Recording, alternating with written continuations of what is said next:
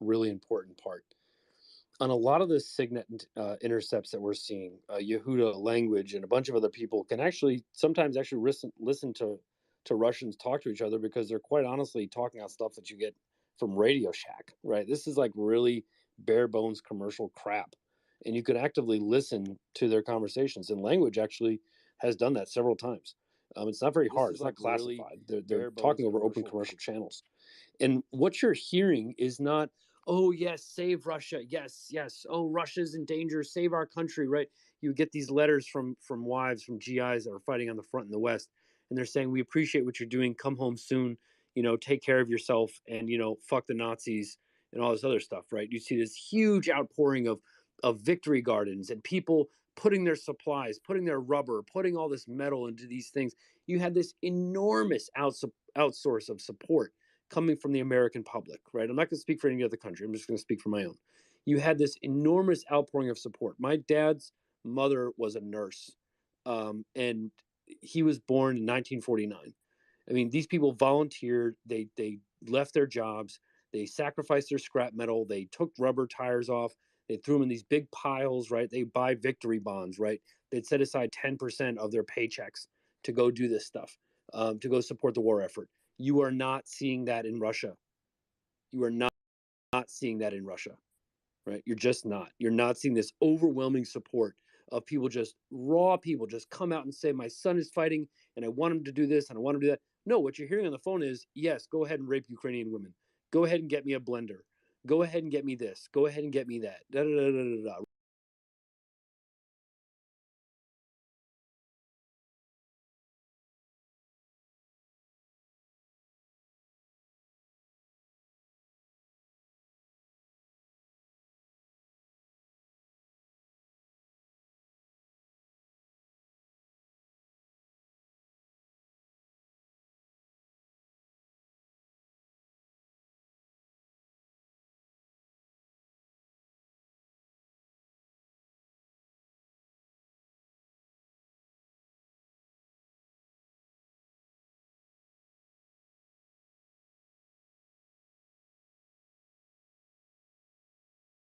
Right? This isn't this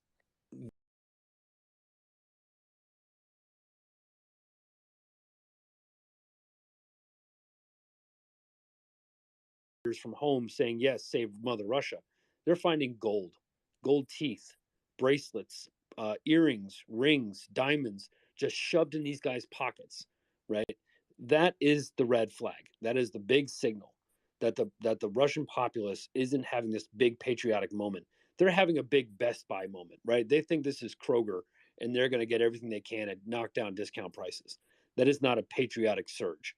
I think they're just, in my opinion, they're just going through the motions, but that's just Craig, I'm sorry. One quick question. What's the bond market like in Russia right now? That will lead us down a very venturous path, and sooner or later Yehuda will come back to the mic, and I'm sure he will not enjoy that conversation. But now that I have the mic, I will simply say that there's two markets. You have domestic markets. So are you talking about Russian sovereign bonds or private equity bonds, sir? I was actually talking about both. I mean, I was like, if I wanted to, buy a house, if I wanted to, do anything in Russia right now, what are my options of getting a loan?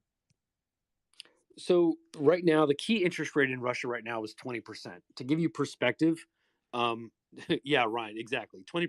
That's the key interest rate. To put some perspective on that, the Federal Reserve of the United States is arguing about basis points. It's arguing about decimals on on the value. I mean, the markets are like, oh no, they're going to raise it 2 basis points. How's that going to affect the stock market, right? Da, da, da, da. The combined value of the stock market, I think, is somewhere around like 27, $28 trillion, right? That puts liquidity into the market, that lowers interest rates and keeps your economy humming along, right? The problem is that when you jack up interest rates 20%, I can't even get my head around that number, honestly. 20%. That means that if you want to, if Russia wants to borrow money from you, it's willing to pay you 20%, right? 20% interest on the money that you borrow. It's also restricted foreign currency Man, this extractions guy's that it can take from the just central bank. I so think it's limiting it at fucking 10,000 boring. in foreign currency, and I think that there's Do we really want to listen to this? I thought we were going to get some war news. Well, that is obviously not the case. So changes have to be made. Let's get rid of that. And now I'm going to entice you. Enticing the crowd. All right. So, folks, thank you for watching. Thank you for joining. The Discord room is open for conversation. To everybody out there who is not a rationalist, is not smart enough to be a rationalist, I give you a challenge. My name is Sidney Winston. I'm a humanist. I'm an atheist. I'm a Zionist. And as far as your gods go, I'm a total skeptic. In fact, I'll go so far as to state that all gods are imaginary. There, I said it. Now, you may not agree with me, but then you have the option of coming into the room to prove me wrong. Yeah, here's the deal. Here are the rules. My statement, all gods are imaginary, is put out there. It's on the table for you to process. So you process my statement. Then my challenge on that statement to you is prove me wrong. If there are multiple strong atheists in this room, then you have to prove us wrong. But here is the crux. You are not coming in here to ask me any questions. You're not coming here to ask anyone any questions. You are coming in here to take on the challenge that I throw out to you. My statement, all gods are imaginary, and my challenge, prove me wrong, is the last thing I need to say. You come in here, we can have a nice little introductory open talk, but when it comes to your proving me wrong, that my statement, all gods are imaginary, is false, then you have to please bring the evidence to us, to me. Don't bring questions, bring evidence. Treat it like a courtroom. You bring your evidence, it's very businesslike. You bring your evidence, we absorb, we process your evidence, and then depending on your evidence and your demeanor, we will take it from there. Okay, so again, if you're a theist and you're a believer in a god or gods, I'm calling bullshit on your gods. They're imaginary. Prove me wrong. Come on, I dare you. Now, in the meantime, while we're waiting for you brave souls, I want to turn to something that I noticed. I was browsing on Only Sky earlier today. You all know Only Sky, don't you? Anyway, Only Sky Media, and I came across this article. The article is written by Jonathan M.S. Pierce. I do believe he didn't write it, though. I think it's guest posted by Bert Bigelow, who's a longtime contributor to A Tippling Philosopher. That they are very, very funny.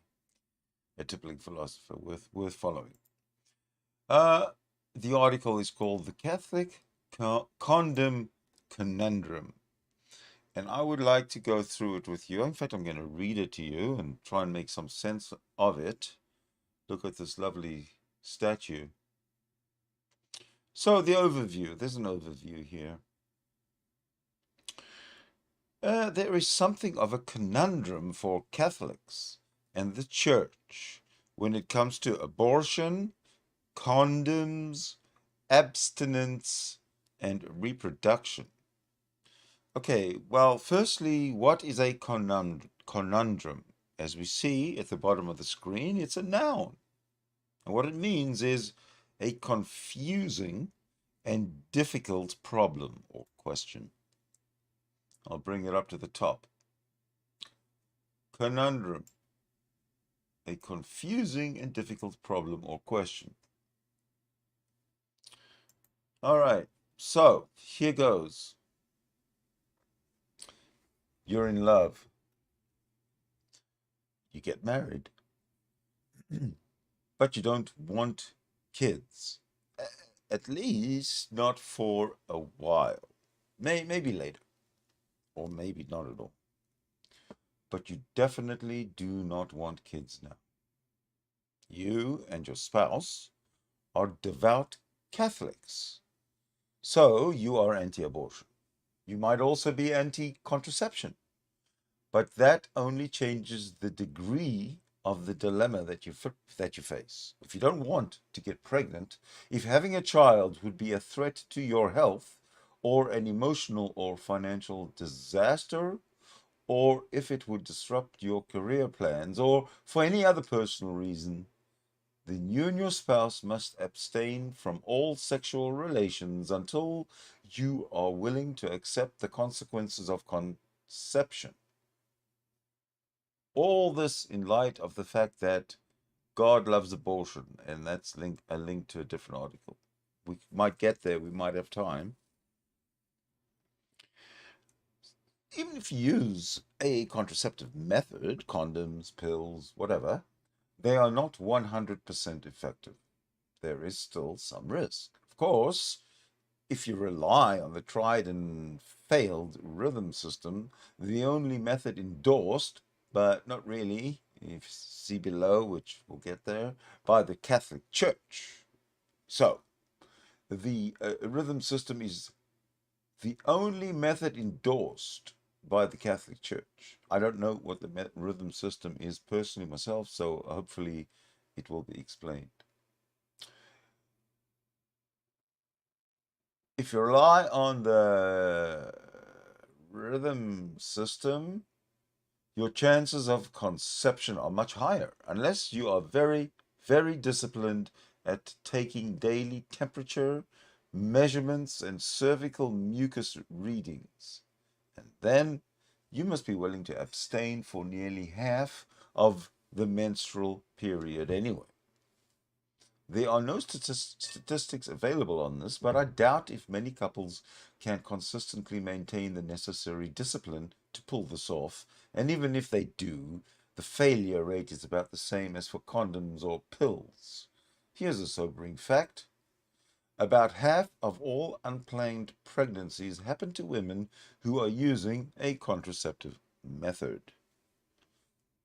There's a link which we can perhaps investigate later if we have the time.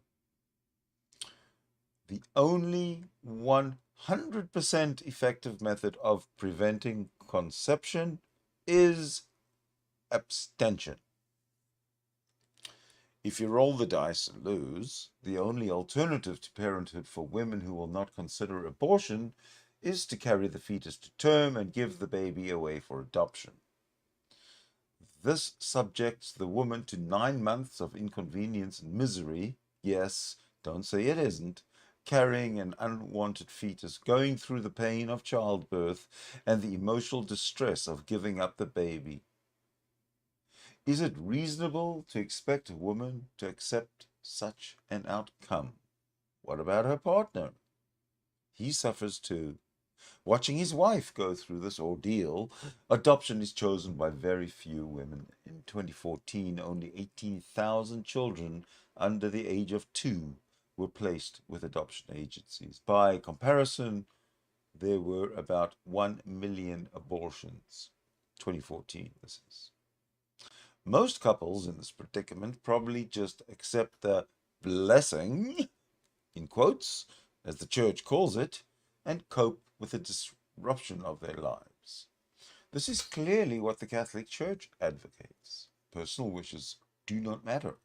Procreation is their highest priority in a world full of poverty, malnutrition, child abuse, and neglect, plus the continuing environmental degradation that is exacerbated by an ever increasing world population.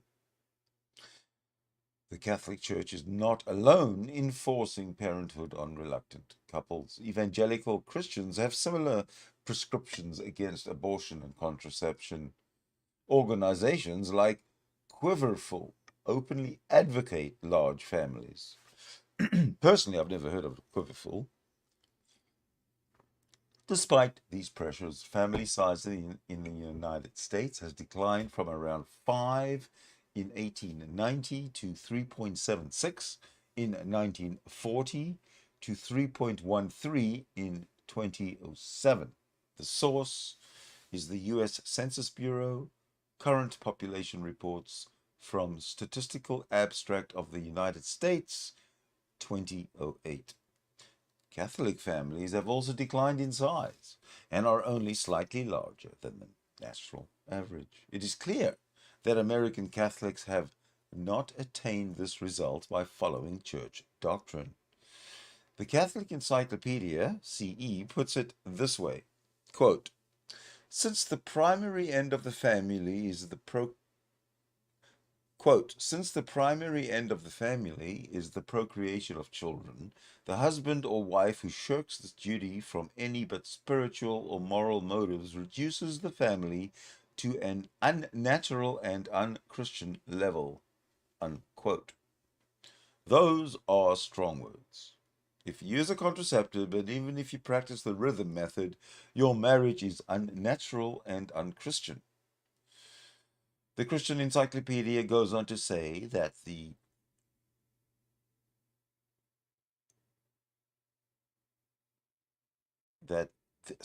Catholic Encyclopedia goes on to say that the family is endangered by the deliberate limitation of the number of children in a family.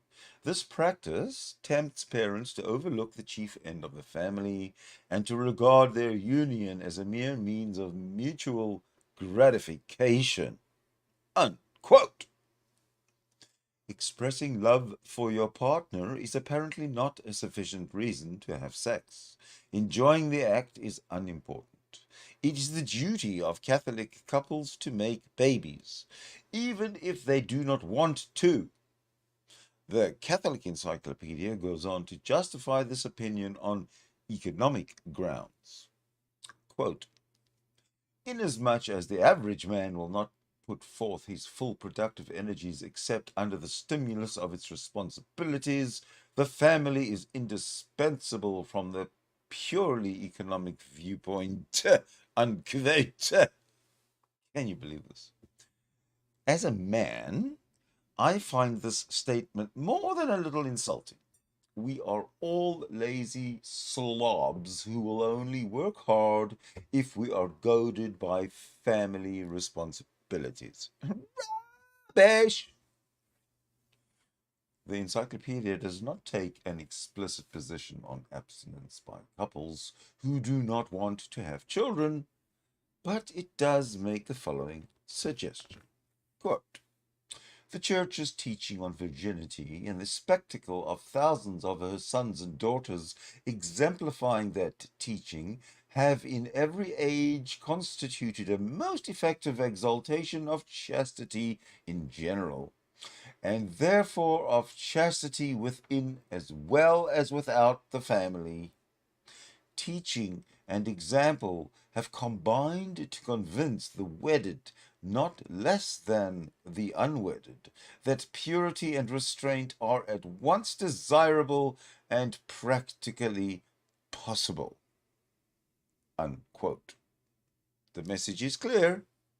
If you don't want children, then you should practice purity and restraint, an obvious euphemism for abstinence.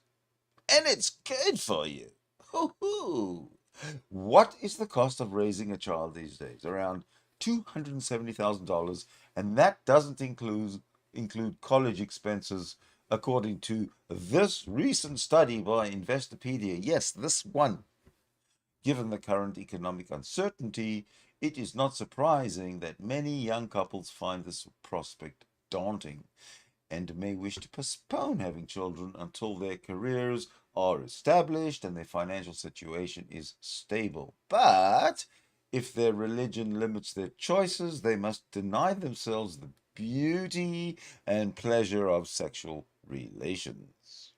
Of course, it is obvious that many Catholics are disobeying church doctrine on contraception, and a surprising number are having abortions.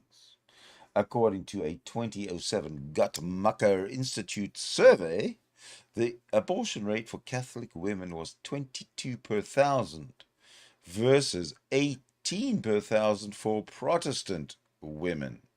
The groups that were the most likely to have an abortion were those affiliated with other religions or no religion at all, with abortion rates of 31 and 30 per thousand, respectively. But they make up only 22% of the total. This leads to the interesting conclusion that Catholic women are actually having more abortions per capita than the population as a whole. I'm not surprised. Birth rates and family sizes in predominantly Catholic countries like France and Italy have also plummeted in recent years. Are all those romantic French and Italians abstaining? I doubt it. More likely, they are using contraceptives and or having abortions. In 2002, French women had over 130,000 abortions. In Italy, the 2006 total was over 117,000. Abortions per capita in Western Europe are performed at about half the US rate. The US abortion rate is driven by a very high teen pregnancy rate, nearly twice that of England or Canada, and 8 times higher than the Netherlands or Japan. Most European countries have comprehensive sex education programs for their young people, resulting not only in lower pregnancy and abortion rates, but also much lower levels of STDs. Ignorance is obviously the problem with US teens, and the Catholic and fundamentalist / evangelical churches are the main obstacle to sex education in the schools. Ironically, states that have mandates for teaching abstinence have the highest rate of STDs, while those with no mandates have the lowest. According to official Catholic doctrine, anyone who has an abortion or even denies that it is gravely immoral incurs an automatic sentence of excommunication. Were the 428,000 Catholic women who had abortions in the US in 1996 all excommunicated? Surely many of those French and Italian women who had abortions were Catholic. How many were excommunicated? Clearly, the church is looking the other way. Despite all his progressive posturing, I have not heard a peep from the Pope on this. The church policy seems to be similar to another one. The church policy seems to be similar to another one that we know very well. Don't ask, don't tell. Conundrums, it seems, like beauty, are in the eye of the beholder, and if you aren't looking, they disappear.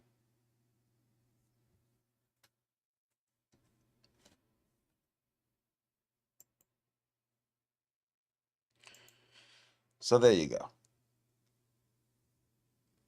The room is open. If you'd like me to stop reading and stop making your ears bleed, then please join, and we can talk about, well, anything. Although I would like to focus on my statement.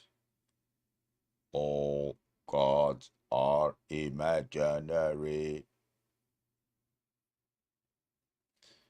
All gods are imaginary. So yeah, you can prove me wrong if you feel you can, but don't ask me any questions. You know where I stand. I stand on the statement, or by the statement, that all gods are imaginary, and you don't have to ask me any questions. So come on in and take the challenge. It's all in good fun. Nobody's going to get angry. Hopefully you won't. And let's do it. I will say this, that this is going to be a daily challenge, I believe, that I'll be putting out there daily, maybe even twice daily. Right now, it's kind of late at night. No, not. It's getting late. So I'm probably good for the Australian time zones for sure. But I don't think there are any theists in Australia anymore, because they seem to ship them to Kentucky from Australia, which is a really good idea for Australia. You want to you ship these guys out. You immediately raise the general IQ and intellect of the country. You send out Ken Ham uh, uh, and that other Aussie guy. Fuck, what's his name? The banana guy. I forget his name, but I'm sure it'll either come to me, or somebody will type it in the side chat and remind me, because great comfort. Ah ha ha! I found it. Great comfort without anyone writing it in the side chat.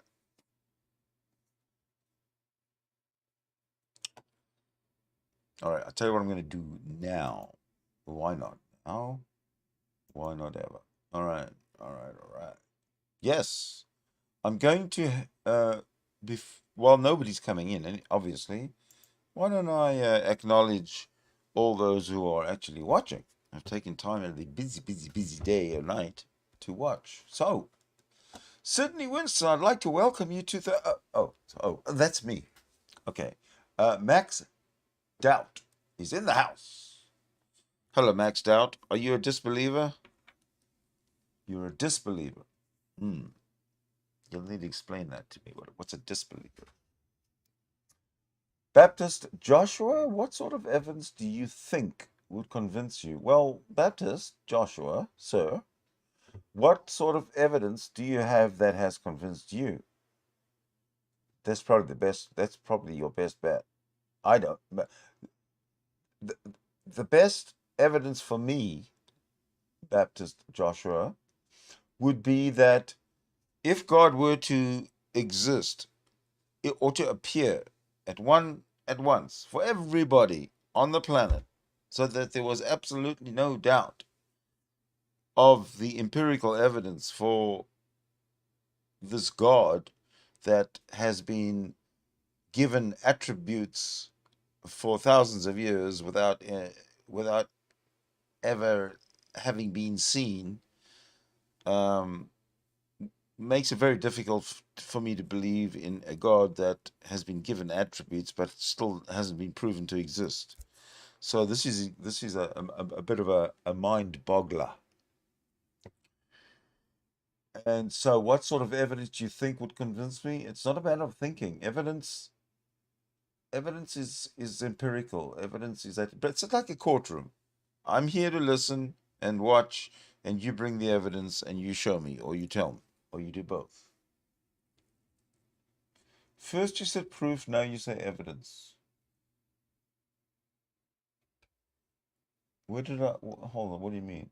What's the difference? Proof and evidence are pretty much functionally the same. You should be able to justify your belief that all gods are imaginary. Well, it's not a belief. It's a knowledge claim. I'm making a statement that all gods are imaginary, and I challenge you to prove me wrong.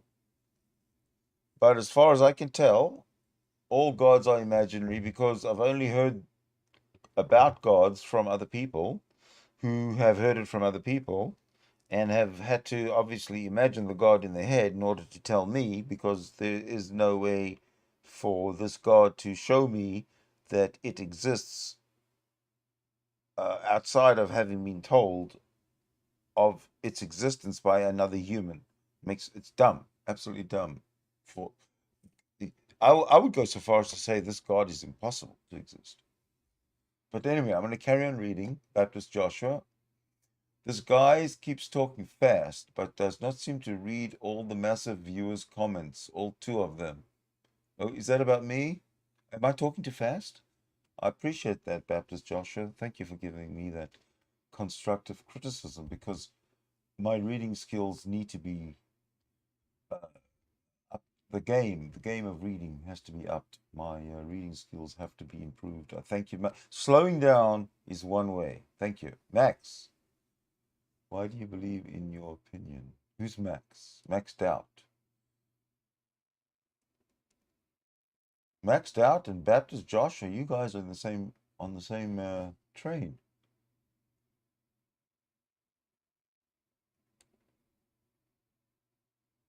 Max Baptist Josh says bye. Couldn't take the heat.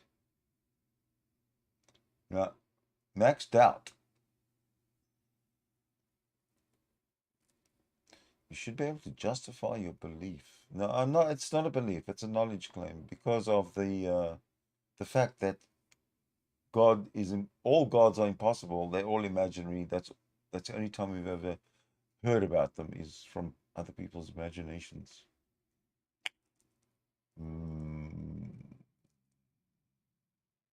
Maxed out. Bye. Bye. Why is it going bye? Bye. Bye. Hello, Wesley. Please don't spam too much. I don't want to have to take drastic steps, Wesley.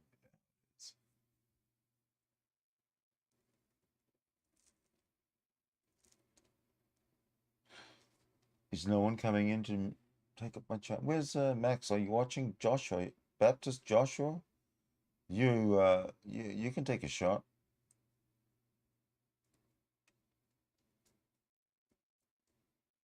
If you think I'm wrong, then you can prove me wrong. If you know I'm wrong, it's even better. You can prove me wrong. So come on in. Otherwise, I'm going to read another piece of Catholic news. Would you like that? Would you really like that? I don't think you'd like that.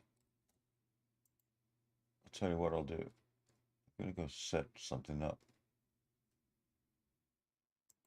in terms of finding more Catholic news, because the Catholic news is hilarious. The Catholic creed, the ideology, the way of Catholic thinking is hilarious because it's sort of Middle Age. It's from the Middle Ages. It's the thinking from which is 1,000 years ago. Well, maybe 800 or to 1,000 years ago. You figure that 1054 was the great schism between uh, the Roman Catholic Church and the Orthodox Eastern Church, I think was what they called it, or what they became.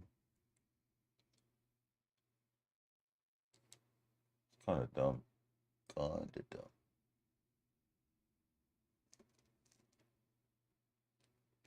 Well, the chat's not doing very well. The viewership is dropping at a rapid rate. I tell you what. This is an experiment in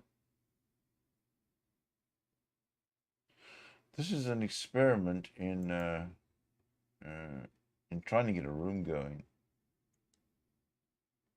and I'm not going to give up. I'm going to keep it going. But what I am going to do is I'm going to try and find that Ukraine news again and see if we can actually get. Maybe they've gone past the the business and the interest rates and the crap that they were talking about last time. Maybe we can get them to. Maybe let's see what they're talking about right now. If you guys hang on with me one moment, I shall. I shall. Yes, I shall. Oh, I need to tell you something. My computer's really slow, so you have to bear with me. All right. What's happening now is the program or the browser window is actually opening very slow. Very slow.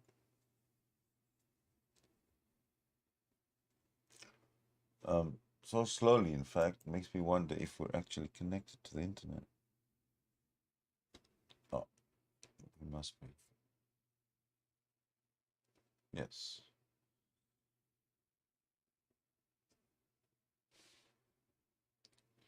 You remember the old days of uh, modems before broadband? Remember how slow the internet was to load and serve you stuff and for you to search and get served? Well, this feels like it's pretty much the same way. I have an idea that when I start when I actually find the stream that I mean the what do they call it, the space that I want to watch, it's going to take some time for the audio to actually activate after I activate it. That's what I think. But anyway, we'll give it our best shot, right? Give us our best British punch at it, yes. All right, so we're off to the races in terms of gathering information on the current state in the Ukraine area, the Ukraine region, with the Russian bullies, well, bullying Ukraine. Pretty bloody horrible it is. Okay, so it's just now a matter of waiting time, waiting for audio.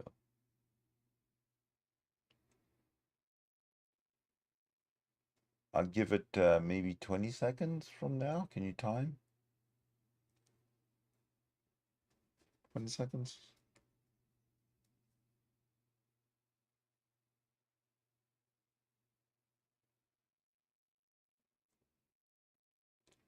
Okay, folks, it's coming in. It's coming in slowly. Not so slowly. Now it's rushing in. At 127. See?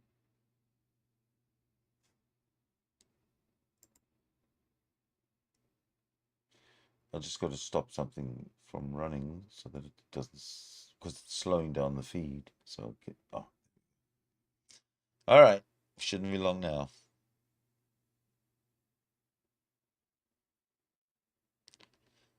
Famous last words, right? It is. It is not confirmed. I just want to emphasize that. We had a couple more speakers join us. Again, if you'd like to raise your hand, I certainly don't want to be talking to my dog. I have a German Shorthair Pointer that would love me to talk to her the rest of the night. But anybody that would like to speak, please raise your hand, request to be a speaker.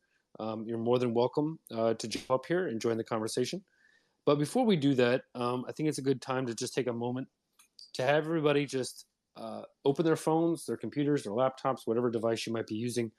Scroll to the top of this thread, if you would.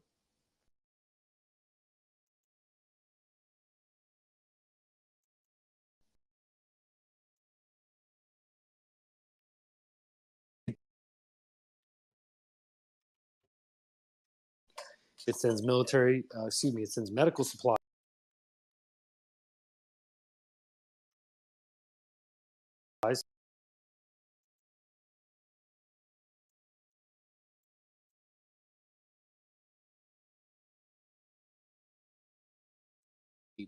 I always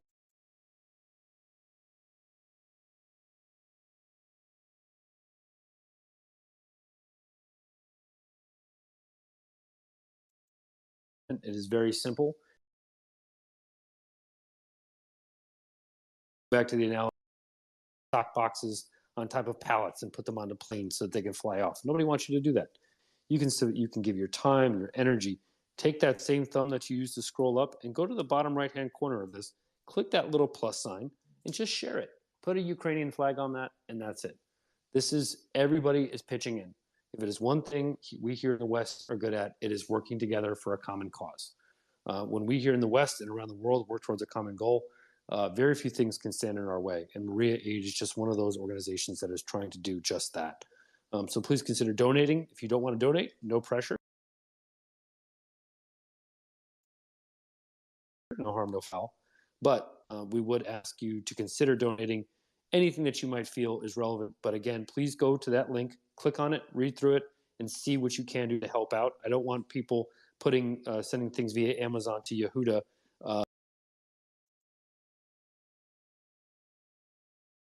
that has a package full of toilet.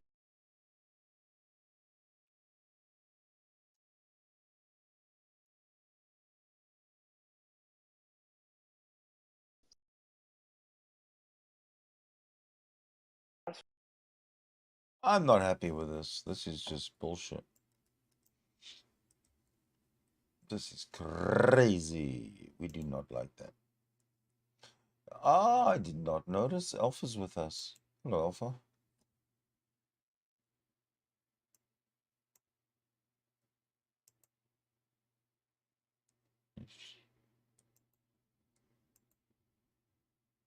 Alpha.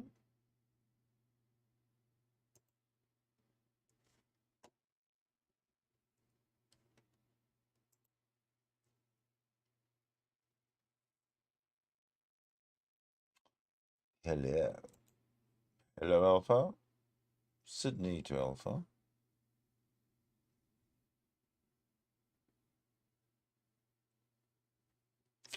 We have communication issues. Well, I'll introduce Alpha to you. If you don't know who Alpha is a supporter of the Sidney Winston channel. And I do believe thinks along the same lines axiomatically.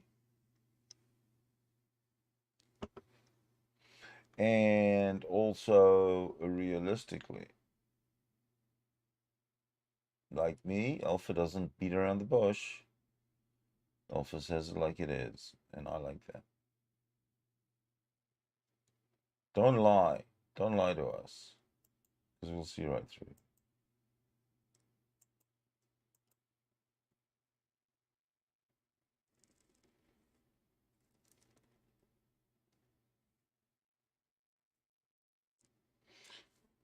So I'm going to go check to see if I have no audio or something, because there's no response. It's quite possibly my fault.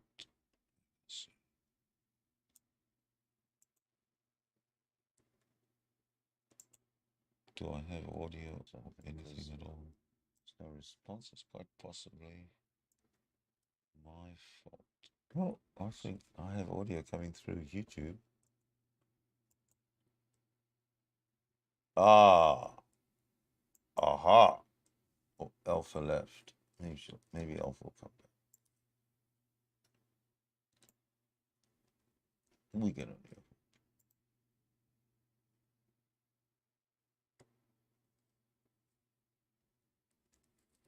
I so thought we wouldn't have to go back to Ukraine.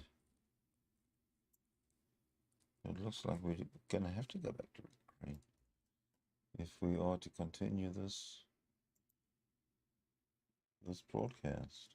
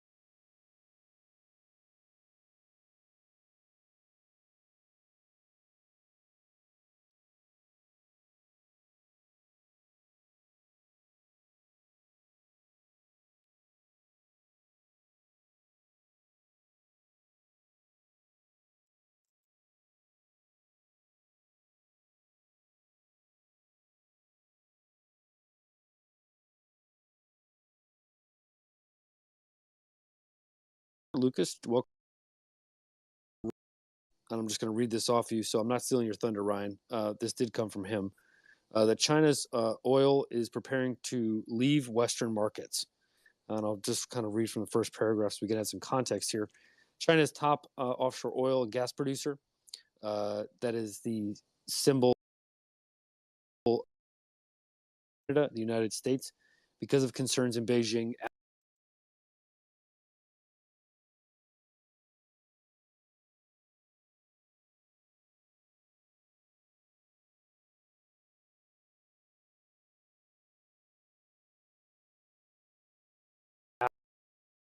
Drop in the bucket, yes, but it limits that company's ability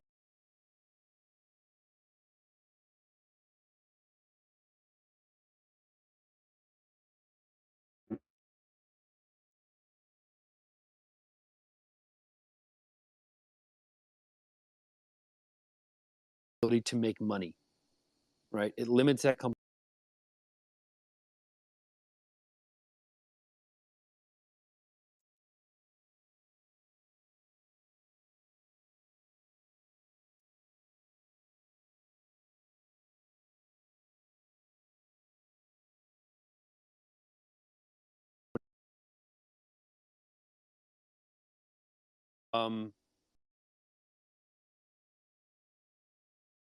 there's no blockade there, but they're already shooting themselves in the foot.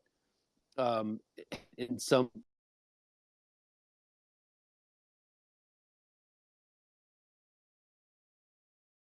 Nah, that's just not working out.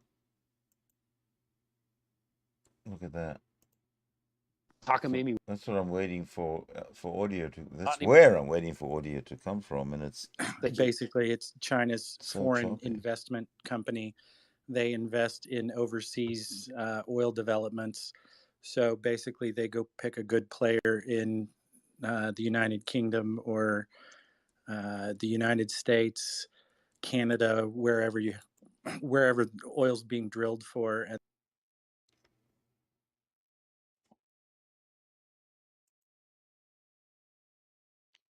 Nah, it's just not going to they work. make an investment in the company, and they receive. Yeah, well, I'm gonna make an investment in this, and click it and kill it. So I'm just gonna switch to here and tell you nice and politely that this is gonna be the end of my stream. We will call it an experimental stream. We shall call it a stream of a stream that should not have been started. How's that? But in the interests of transparency, I'm going to leave this up. I'm going to let it run. I'm going to leave it open for the public to view for posterity. Why not?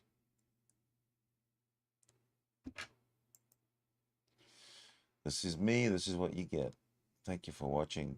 Hey, please like it. Subscribe.